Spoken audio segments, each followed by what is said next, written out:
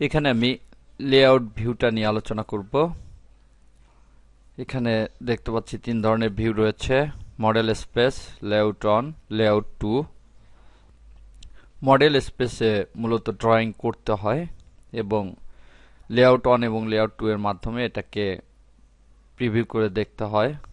এটাকে এখান থেকে কুইক ভিউ লেআউটে ক্লিক করে লেআউট 3টা এখানে নিয়ে আসা যায়।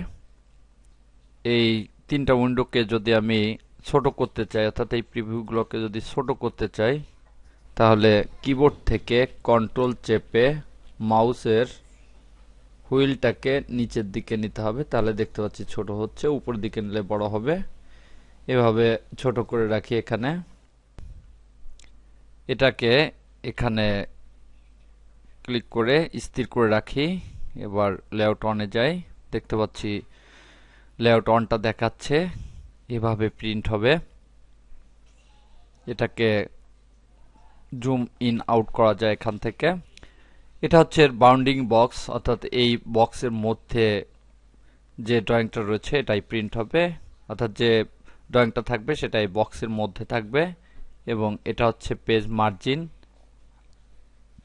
চারিপাশে মার্জিন দিয়েছে। এখানে ড্রয়িংটাকে যদি আমি মুছে দিতে চাই, তাহলে এই রেক্ট্যাঙ্গলটার উপর ক্লিক করে সিলেক্ট করে কিবোর্ড থেকে ডিলিট কিটা চাপতে হবে। দেখতে পাচ্ছি এটা মুছে গিয়েছে। ড্রয়িংটা মুছেনি, শুধু এই লেআউটের থেকে এটা মুছে গিয়েছে। এবার এখানে আমি পেজ সেটআপটা চেঞ্জ করি। এই লেআউটের এখানে রাইট ক্লিক করে পেজ সেটআপ ম্যানেজার, দেখতে পাচ্ছি পেজ সেটআপ ম্যানেজারটা চলে আসছে।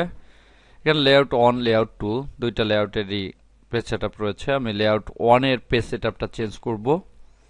এখান থেকে মডিফাইতে ক্লিক করি এবং এখানে পেপারের সাইজটাকে চেঞ্জ করে দেই। আমি পেপারের সাইজটা দেই এনসিপি 11 ইঞ্চি বাই 17 ইঞ্চি।